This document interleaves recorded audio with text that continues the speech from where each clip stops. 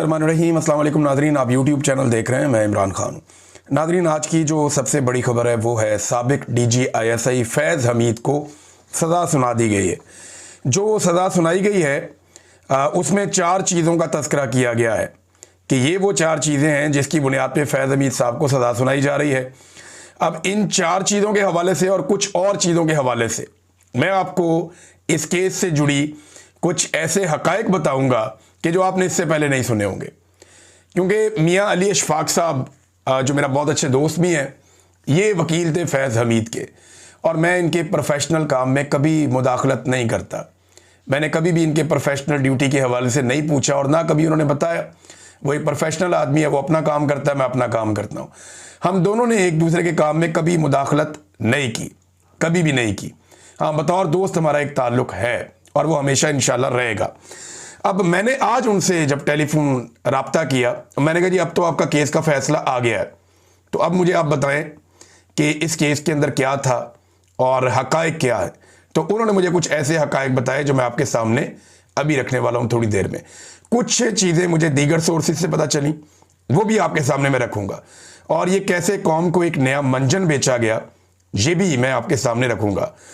एक तो नाज़रीन आप ये याद रखिएगा कि जनरल फैज़ हमीद के ऊपर 4 किस्म के इल्ज़ामात हैं जिसकी बुनियाद के ऊपर जनरल फैज़ के ख़िलाफ़ ये फ़ैसला सुनाया गया है। इस पर ख्वाजा आसिफ का ट्वीट है, इंफॉर्मेशन मिनिस्टर जो है उसका ट्वीट है, दीगर बहुत सारे लोग इसके ऊपर ट्वीट कर रहे हैं। तो जो 4 इल्ज़ामात हैं जिनका तज़किरा हो रहा है, इनमें एक इल्ज़ाम है जी सियासी सरगर्मियों में मुलव्वस होना, दूसरा इल्ज़ाम है जी ऑफिशियल सीक्रेट एक्ट के ख़िलाफ़ वर्जी करना, इख्तियारात का नाजायज़ इस्तेमाल करना, सरकारी वसाइल का गलत इस्तेमाल करना और लोगों को नुकसान पहुंचाना। ये इनके ऊपर इल्ज़ामात हैं। तो 4 इल्ज़ामात लग गए जनरल फैज़ पे, और वो कहते हैं जी साबित हो गए और इस बुनियाद पे सज़ा सुनाई गई। क्या ये सज़ा सुनाई गई है? तो इसका जवाब है कि सज़ा नहीं सुनवाई गई। मैंने अभी कंफर्म किया है, ना वकील को ना फैमिली को किसी को भी बुलाकर बाकायदा सज़ा नहीं सुनाई गई। मिलिट्री कोर्ट हो या दुनिया की कोई भी कोर्ट हो, वो बाकायदा बुलाते हैं, बुलाकर खड़ा करते हैं और वहाँ पे सज़ा सुनाते हैं। हो सकता है फैज़ हमीद जहाँ पे मौजूद है वहीं पे जाके फ़ौजी ऑफिसर ने फैज़ हमीद के सामने खड़े होकर या उसको बैठाकर या ख़ुद बैठकर वहाँ पे सज़ा सुना दी हो, लेकिन अभी तक मैं आपको ये कंफर्म कर रहा हूँ कि इस सज़ा को सुनाए जाने का जो एक बाकायदा तरीका होता है उसको अडॉप्ट नहीं किया गया। मैं इससे पहले कि इसमें मज़ीद हक़ाइक़ आपके सामने रखूं, मैं एक चीज़ आपको बताना चाहता हूं अपने तौर पे, और डिस्क्लेमर देना बहुत ज़रूरी है। मेरे पे जब मुझे आईएसआई ने अगवा किया ना, तो उन्होंने कहा जी तुम फैज़ हमीद से मुलाकात करते रहो। मैंने कहा जी सारी ज़िंदगी में इस आदमी को मिला ही नहीं, मैंने इस आदमी से सारी ज़िंदगी कोई मुलाकात नहीं की। आप ये साबित कर दें, मुझे फांसी पर लटका दें। फैज़ हमीद आपका जर्नैल है, आप उसको उठाकर पूछें, वो आपको बताया कि पूरी ज़िंदगी में उसने मेरे से एक मुलाकात की हो या एक बात की हो या एक पैगाम उसने मुझे दिया हो या मैंने उसे दिया हो। तो जो सज़ा आप मुझे देना चाहें, मुझे फांसी में लटका दें। तो इस पे आईएसआई वाले बहुत हैरान हो गए थे। उन्होंने परसेप्शन ये बनाई हुई थी कि जैसे मेरे फैज़ हमीद से ताल्लुकात होंगे या किसी और जर्नैल से, लेकिन वो ये साबित नहीं कर सके। साबित क्या कर सके, उनके पास कुछ था ही नहीं, उनको पता ही नहीं था। बल्कि उसके बाद वो लोग शर्मिंदा से ही रहते थे। फैज़ हमीद का नाम जब भी लेते थे शर्मिंदा होकर ही लेते थे। तो मैं उन्हें कहता था लाओ ना कोई सबूत, बताओ ना, फैज़ हमीद तुम्हारे पास है, पूछो उसको, तुम्हारा जर्नैल है। मैं सारी ज़िंदगी उसको मिला ही नहीं, पूरी ज़िंदगी इस शख्स को नहीं मिला। और इन्होंने जनाब एक कहानी घड़ दी थी। एक तो मैं ये बताना चाहता हूँ। दूसरा, क्योंकि मुझे आईएसआई ने अगवा किया था और सियासी मुदाखलत के लिए अगवा किया था, मुझे नदीम अंजुम के दौर में आईएसआई ने अगवा किया और सियासी मकासद के लिए अगवा किया, और मेरे से जितनी बातचीत की सियासत के हवाले से की, और मुझे अपनी सियासत के लिए वो इस्तेमाल करना चाहते थे। जितने मुतालबात उनके थे सारे सियासी नौइयत के थे, उनमें कोई एक भी मुतालबा ऐसा नहीं था जो गैर सियासी हो। तो नदीम अंजुम ने और आईएसआई ने सियासत में बदतरीन जो है मुदाखलत की थी, मेरे मामले में भी। तो मैं तो बहुत खुश हूं कि एक जर्नैल को सियासत में मुदाखलत पे सज़ा हो रही है, लेकिन हक़ाइक़ इसके बरक्स हैं। नंबर 1, फैज़ हमीद की फैमिली को या उसके वकील को बुलाकर यह फैसला नहीं सुनाया गया जो तरीक़ाकार होता है, किसी को आगाह नहीं किया गया। हो सकता है फैज़ हमीद को बुला के सुना दिया गया हो। यह फैसला व्हाट्सएप के ऊपर जारी किया गया और सबको पहुंचा दिया गया। और अब ये फैसला आप देख रहे हैं। इस फैसले के बाद ना 3-4 बड़े सवालात पैदा हो गए हैं पाकिस्तान में। एक तो लोग ये कह रहे हैं कि जनाब क्या 9 मई के अंदर भी फैज़ हमीद को सज़ा हुई है। नंबर 2, बहुत सारे लोग मामला उठा रहे हैं ना, एक मोहसिन बेग साहब हैं, एक 2-3 और सहाफ़ी हैं, वो ये कह रहे हैं कि जी अब 9 मई का मामला है फैज़ हमीद के ऊपर, लिहाजा इमरान खान भी इसके अंदर फंसेगा, ये कह रहे हैं। एक तो 9 मई, नंबर 2 क्या इमरान खान को भी फैज़ हमीद के साथ सज़ा होगी, ये बात पूछी जा रही है। नंबर 3 फैज़ हमीद का क्या बनेगा। नंबर 4 सवाल ये है कि जो बाकी हैं उनका क्या बनेगा। आइए आपको इन चारों सवालात के जवाब देते हैं। नंबर 1, यहां पे कहीं नहीं लिखा कि फैज़ हमीद को 9 मई में सज़ा हुई है। तफसीली फैसला आएगा, चीज़ें सामने आएंगी तो पता चलेगा। और अगर 9 मई में फैज़ हमीद को सज़ा दी तो फैज़ हमीद क्या अकेला था? फैज़ हमीद क्या अकेला पूरा 9 मई कर सकता है? इसके अंदर पे पूरा का पूरा जत्था मुलव्वस होना चाहिए, बहुत सारे और फौजी भी मुलव्वस होने चाहिए। फैज़ हमीद से ऊपर या फैज़ हमीद के नीचे किसी एक शख्स को भी फैज़ हमीद के साथ सज़ा नहीं दी गई। क्या एक अकेला जर्नैल ये सारा कुछ कर सकता है? क्या इतनी बड़ी सियासी मुदाखलत और इतने बड़े खेल वो अपने जूनियर ऑफिसर्स की मदद के बगैर खेल सकता है? क्या उनमें से किसी को सज़ा हुई? किसी एक को भी नहीं हुई। फैज़ हमीद को अकेले को सज़ा हुई। इसका मतलब यह है कि इन्होंने ढोंग किया है, कौम को बेवकूफ़ बनाया कि हम एहतसाब कर रहे हैं और सिर्फ अपनी अना को तस्कीन दी है। फैज़ हमीद की सज़ा जो है वो अवेपोरेट हो जाएगी। इसको इन्होंने ठीक तरीके से सज़ा नहीं दी और ना ही ठीक तरीके से इसको ट्रायल किया है। मुझे ऐसा लगता है कि इसके अंदर 2 नंबरी है।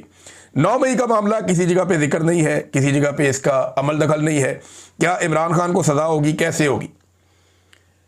यानी फैज़ हमीद को शामिल करना पड़ेगा ना कि सियासी मुदाखलत फैज़ हमीद ने की और इमरान खान उसका हिस्सा था, इसी पे सज़ा हो सकती है ना। 2 मामला हैं जिनको इमरान खान के साथ जोड़ा जा सकता है। एक, फैज़ हमीद ने ऑफिशियल सीक्रेट एक्ट की खिलाफ वर्जी की। दूसरी सज़ा क्या हो सकती है कि फैज़ हमीद ने इमरान खान के साथ मिलकर सियासत की। यही बयानिया बनाया जा रहा है ना, ये 2 चीज़ें।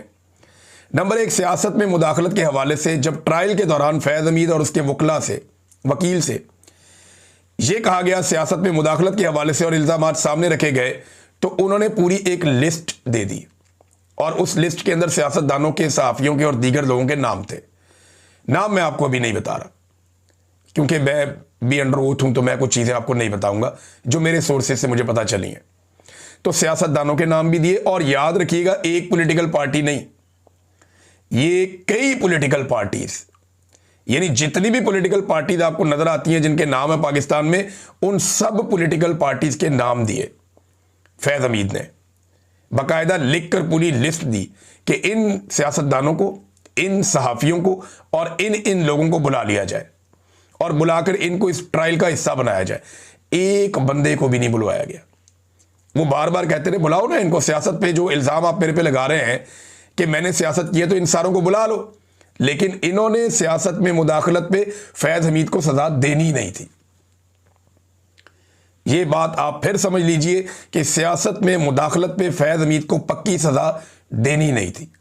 इसमें फैज़ हमीद को निकालना था पाकिस्तान की एस्टेब्लिशमेंट ने, क्योंकि फैज़ हमीद से ज़्यादा और घटिया सियासत तो जनरल बाजवा करता रहा। और ये मैं नहीं कह रहा, ये ख्वाजा आसिफ कह रहा है। ख्वाजा आसिफ ने कहा कि मैंने अपनी पूरी ज़िंदगी में इतनी सियासत नहीं की जितनी 1 साल में मैंने जनरल बाजवा को सियासत करते हुए देखा। और उस वक्त जब रजीम चेंज ऑपरेशन हुआ और उसके बाद 1 साल तक फैज़ हमीद DGISI के ओहदे पर नहीं था। उस वक्त DGISI के ओहदे पर नदीम अंजुम था और जनरल बाजवा पाकिस्तान का आर्मी चीफ था। ये लोग सियासत में मुदाखलत कर रहे थे, तो इन दोनों को किसी किस्म की कोई सजा नहीं हुई, इन दोनों को बुलाया नहीं गया। इनको बचाने के लिए और इनके बाद आने वालों को बचाने के लिए और इनसे पहले जाने वालों को बचाने के लिए फैज़ हमीद का केस इंतहाई कमज़ोर रखा गया। सिर्फ सियासत में मुदाखलत का एक लफ्ज़ इस्तेमाल किया गया। पूरी लिस्ट लिख कर दी थी नून लीग के लोगों की, PTI के लोगों की, पीपल्स पार्टी के लोगों की, MQM के लोगों की, फजलुर रहमान के लोगों की, हर बंदे की, कोई पॉलिटिकल पार्टी, आप नेम एनी पार्टी, सबका लिख कर दिया था कि जनाब इन सारों को बुलाएं, बुलाकर पूछें सियासत में कहां कहां पे किस किस ने मुदाखलत की। उसमें बहुत सारे जर्नैल और बहुत सारे पर्दा नशीन उसके अंदर फंसते थे, लेकिन उन सबको बचाने के लिए ये गोल मोल किस्म का जुमला जरूर शामिल किया गया, लेकिन बदकिस्मती से सियासत में मुदाखलत के मामले पे फैज हमीद पे सही तरीके से ट्रायल नहीं चलाया गया। अगर सही तरीके से ट्रायल चलाते तो कई जर्नैल लटक जाते, कई बंदे और इसके अंदर आ जाते, कई सियासतदान भी इसमें आ जाते और पाकिस्तान में अच्छा खासा सफाया हो जाता गंद का। लेकिन बदकिस्मती से यह नहीं किया गया। बाकी जर्नैलों के साथ क्या होगा? अच्छा, क्या इमरान खान को इसमें सजा हो सकती है? इसके लिए क्या इमरान खान को फौजी अदालत में ले जाएंगे? सवाल ही पैदा नहीं होता। वो मुल्क का साबिक वजीर आजम है और वजीर आजम को कोई सीक्रेट एक्ट ऐसे नहीं होता कि आप वजीर आजम के साथ आपने कोई चीज शेयर कर दी है। इमरान खान साहब पे एक साइफर वाला मुकदमा बनाया था, वो हाई कोर्ट ने उड़ाकर रद्दी की टोकरी में फेंक दिया। इसके अलावा उसके पल्ले और कुछ नहीं है, एक ही मुकदमा बन सकता था। और कौन सा ऑफिशियल सीक्रेट एक्ट है? क्या वजीर आजम को इन्फॉर्म नहीं किया जाएगा सीक्रेट मामला, तो किसको इन्फॉर्म किए जाएंगे? तो यह भी एक मजायका खेज बात है कि इमरान खान पे इस पे भी एक मुकदमा बन जाएगा। और एक चीज मैं आपको और बता दूं कि इमरान खान साहब पे अगर किसी एक चीज में भी मुकदमा बनाना है और उन्हें फौजी अदालत में लेकर जाना है तो आलमी सतह के ऊपर इतना रोला बनेगा और पाकिस्तान के अंदर इतना रोला बनेगा कि जो ये फैसला करेगी तो मिलिट्री एस्टेब्लिशमेंट ही करेगी ना। आसिम मुनीर साहब ने करना है तो ये सर पकड़ के बैठ जाएंगे बाद में।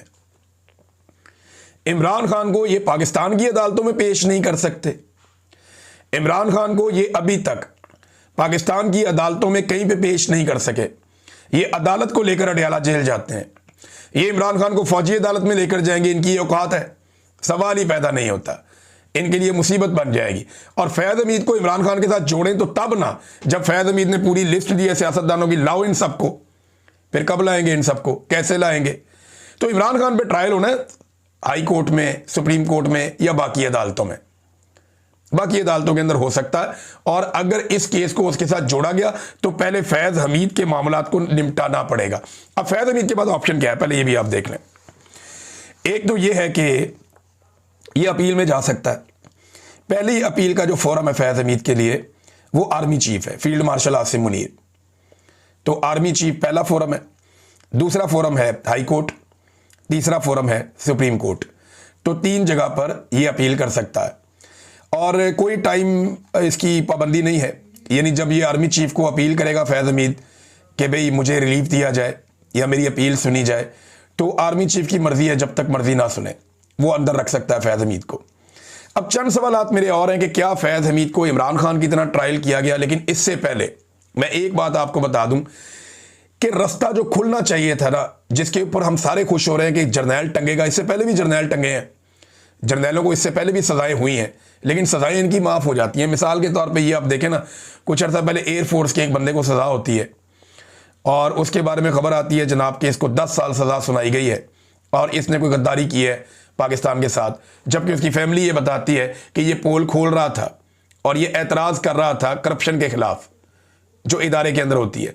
तो ये साबिक एयर मार्शल जवाद सईद, इसको 10 साल की सजा सुनाई गई, फिर उसने एयर चीफ को अपील कर दी और एयर चीफ ने वो सजा जो है वो 2 साल कर दी। अब उसमें से कितना अरसा तो कट गया पहले ही, अब ये छूट जाएगा। यही ऑप्शन फैज हमीद के पास भी मौजूद होगा। अगर आसिम मुनीर नहीं छोड़ेगा तो ये मामला चला जाएगा हाई कोर्ट में। तो हाई कोर्ट के अंदर और एक फौजी अदालत के अंदर जमीन आसमान का फर्क है। जो मैंने अभी तक इंफॉर्मेशन इकट्ठी की है, इन्होंने जानबूझकर बहुत सारे लूप होल्स छोड़े। सियासत में मुदाखलत में तो सजा हो ही नहीं सकती भाई, किसी को बुलाएंगे, सुनेंगे, कोई गवाह होगा, कोई शवाहिद होंगे, ये तो जानबूझकर इन्होंने किया है। क्योंकि अगर फैज हमीद को सियासत में मुदाखलत में सजा दी होती सही तरीके से तो फिर नदीम अंजुम को भी देनी थी, जनरल बाजुआ को भी देनी थी, अभी जनरल आसिम मलिक है उनको भी देनी थी, फिर बाद में फील्ड मार्शल आसिम मुनीर को भी देनी थी। लेकिन फील्ड मार्शल आसिम मुनीर ने एक काम किया। अभी ये जो लोग बयानियां बना रहे हैं ना, उछल कूद कर रहे हैं कि जनाब फौज के अंदर एहतसाब का अमल आप देखें, जनाब आप ये देखें कि फौज ने अपने बंदे का एहतसाब कर दिया। एक तो सवाल ये है कि क्या इमरान खान की तरह एहतसाब किया? इमरान खान की पूरी फैमिली को रगड़ दिया गया? क्या जनरल फैज के साथ ये हुआ? इमरान खान के लोगों के मुंह पे काला कपड़ा डाल के घसीटा गया? क्या जनरल फैज के साथ ये हुआ? इमरान खान के साथ जो जुल्म और ज्यादती की गई, जिस तरह की कैद में उसे रखा गया, क्या जनरल फैज के साथ इस तरह से हुआ? जनरल फैज कंफर्टेबल है, उसकी फैमिली भी उसको जाकर मिलती है, बाकी लोग भी उसको जाकर मिलते हैं, वकील के साथ वो जब चाहे बुला के बातचीत कर सकता है। तो जनरल फैज को तो एक बेहतरीन और शाहाना अंदाज में रखा गया है। उसको एयर कंडीशन भी अवेलेबल है, सर्दी में उसको हीटर भी अवेलेबल है, और वो टीवी भी देख सकता है, बाकी चीज़ें भी कर सकता है, किताबें पढ़ सकता है, एंजॉय कर सकता है, और बेहतरीन बेड शेड लगे हुए हैं, माहौल बना हुआ है, प्रॉपर एक रेस्ट हाउस के अंदर है जनरल फैज हमीद। तो अपने जर्नैल को रखना है रेस्ट हाउस में, मेस के अंदर, जबकि इमरान खान को रखना है कहां पे, बदतरीन काल कोठरी के अंदर। तो ये जो सिविलियंस है ना, इनको कीड़े मकोड़े समझती है मिलिट्री एस्टेब्लिशमेंट। जनरल फैज के साथ भी वही सलूक होना चाहिए था जो सियासतदानों के साथ या आम पाकिस्तानियों के साथ किया जाता है। अच्छा, जनरल आसिम मुनीर ने क्या किया कि जनरल फैज हमीद को सजा सुनाने से पहले इस्तिस्ना ले लिया, यानी अपने आप को उन्होंने कम से कम महफूज कर लिया कि मैं महफूज रहूं, कल को मेरे ऊपर ये रास्ता जो खुल गया ये मेरी तरफ ना आ जाए। अव्वल तो रास्ता खुला ही नहीं। जिन लोगों को इस बात पे शक हो रहा है ना, या जो लोग ये कह रहे हैं, मैं तो बड़ा दिल में खुश हो रहा था कि अच्छा हुआ, और मैं पहले दिन से मुतालबा कर रहा हूं कि जनरल फैज को अगर सजा देनी है तो सियासत में और सहाफत में मुदाखलत पे दो। अब लाओ ना नाम सामने, कौन कौन से सियासतदान के साथ क्या क्या उसने सियासत के अंदर मुदाखलत की, और कौन कौन से सहाफियों के साथ कहां कहां पे उसने मुदाखलत की। लाओ रिकॉर्ड सामने रखो, कितने लोगों को सुना, कितने शवाहिद इकट्ठे किए, कितनी गवाहियां हासिल की, कितने लोगों ने क्या क्या सबूत वहां पे फराम किए, कोई चीज ही नहीं। तो जानबूझकर सिर्फ एक जुमला शामिल किया गया कि सियासत में मुदाखलत, और इसके कोई शवाहिद नहीं रखे गए। इसको इंतहाई कमजोर केस बनाया गया कि जब दिल करे ये बच जाएगा इसमें से। बाकी में इसको रगड़ा दे दिया, क्योंकि जनरल आसिम मुनीर का और जनरल फैज हमीद का अपना एक जाती मामला भी चल रहा है, क्योंकि आसिम मुनीर को हटाकर इमरान खान जनरल फैज को DGISI लेकर आए थे, और जनरल फैज के साथ इमरान खान साहब के बेहतरीन ताल्लुकात भी थे। उन्होंने इमरान खान साहब की बड़ी मदद भी की कई मामलात में, लेकिन फिर इनके ताल्लुकात बिगड़ भी गए थे। एक टाइम ऐसा आया था कि इमरान खान साहब ने जनरल फैज हमीद का नंबर अपने मोबाइल फोन से ब्लॉक कर दिया था, और जनरल फैज हमीद चाह भी रहे थे कि जनरल बाजवा और इमरान खान के बीच में सुलह करवाएं, जिसपे इमरान खान साहब ने उनका नंबर, एक वक्त आया था कि जनरल बाजवा का और जनरल फैज का दोनों का नंबर ब्लॉक कर दिया था। यह खबर मैं आपको बहुत पहले दे चुका हूं। तो आर्मी चीफ ने पहले तो ले लिया जनाब इस्तिस्ना, और उसके बाद दी जनरल फैज को सजा। तो यहां से आप नेक नियति का अंदाजा कर सकते हैं कि फौज के अंदर जो एहतसाब का एक ढिंडोरा पीटा जाता है कि सियासत में मुदाखलत पे एहतसाब होगा, तो मैं आपको फिर बता दूं कि सियासत में मुदाखलत पे फौज ने एहतसाब करने का कोई इरादा जाहिर नहीं किया। और ये केस जो है, इसके अंदर भी जनरल फैज के लिए बहुत सारे रास्ते छोड़े गए, ताकि जनरल फैज कल को थोड़े अरसे के बाद वो इन केसेस से निकलकर पाकिस्तान से बाहर चला जाएगा। पाकिस्तान से बाहर ना चला गया तो चंद सालों से पाकिस्तान में रखा जाएगा, और वैसे भी वो कंफर्टेबल पोजीशन में है, उसको कोई ऐसी तकलीफ में तो रखा नहीं है जैसी तकलीफ में इमरान खान को रखा है। फैसल वाडा ने ये फैसला जो है ये चंद दिन पहले सुना दिया था, वसीम बदामी के प्रोग्राम में ARY पे बता दिया था। 14 साल का जिक्र भी उसने किया था। तो 14 साल की सजा हुई है जनरल फैज हमीद को। तो फैसल वाडा को कैसे पता था? ये सिर्फ फैसल वाडा को नहीं, कुछ और लोगों को भी पता था। ये कोई अदालती फैसला नहीं है कि जज जब फैसला सुनाए तब सबको पता चले। ये तो मुशावरत के साथ होता है, अंदर खाते बातें हो रही होती हैं। वहां पर जो डमी अदालत होती है, ना उस आदमी का कानून के साथ कोई ताल्लुक है, ना किसी और चीज़ के साथ कोई ताल्लुक है। जो ये केस सुन रहा है एक जूनियर ऑफिसर होता है, और वो सीनियर ऑफिसर्स की मर्जी का इंतजार करता है, जैसे ऊपर से हुक्म आ जाता है वैसा ही वो फैसला सुना देता है। तो नाज़रीन, जितने लोग खुश हो रहे हैं कि जनरल फैज हमीद को सजा हो गई और सियासत में मुदाखलत पर जर्नैलों के एहतसाब का रास्ता खुल गया, वो लोग ज़रा ब्रेक लगाएं और इंतज़ार करें तफसीली फ़ैसले का। जब तफसीली फ़ैसला आएगा तो आपको पता चलेगा कि इसके अंदर टके की कोई औकात नहीं है। इन्होंने किसी गवाह को बुलाकर नहीं सुना, जो लिस्ट फ्राहम की गई उसमें से किसी आदमी को नहीं बुलाया गया, खुद भी किसी बंदे को, किसी सबूत को सामने नहीं रखा गया। तो सियासत में मुदाखलत के मामले पर, जिस पे पूरी कौम की दिलचस्पी है, इस मामले पर कम से कम जनरल फैज हमीद को सजा नहीं सुनाई गई। और जो लोग इससे उम्मीद लगा रहे हैं कि इसमें इमरान खान को लपेट के सजा दे दी जाएगी, तो उस सजा की औकात टके की नहीं रहेगी। अगर कोई मामला बनाया भी गया तो जैसे 300 मुकदमा बनाए हैं, उससे मिलती जुलती कोई कार्रवाई कर दी जाए, कोई कागजी कार्रवाई कर दी जाए तो कर दी जाए। इसकी कानूनी और आईनी हैसियत सिफर है, इसमें इमरान खान को रगड़ा नहीं दिया जा सकता। हाँ, बहुत सारे लोगों को इकट्ठा रगड़ा लग सकता था अगर बाकायदा जो लिस्ट फ्राहम की गई थी उसके मुताबिक लोगों को बुला लिया जाता। तो नाज़रीन, ये वो केस था। बाकी चीज़ों पे बाद में बात करेंगे। सुहेल अफरीदी साहब अदालत में पहुंचे हुए हैं और अडयाला के बाहर वंस अगेन 10वां चक्कर है उनका। अलीमा खानम ने बड़े सख्त बयान दिए हैं, दीगर खबरें भी हैं, लेकिन टाइम काफ़ी ज़्यादा हो गया, वो शेयर करते हैं आपके साथ नेक्स्ट वीलॉग में। अब तक के लिए इतना ही, अपना ख्याल रखिएगा, अपने इस चैनल का भी। अल्लाह हाफ़िज़।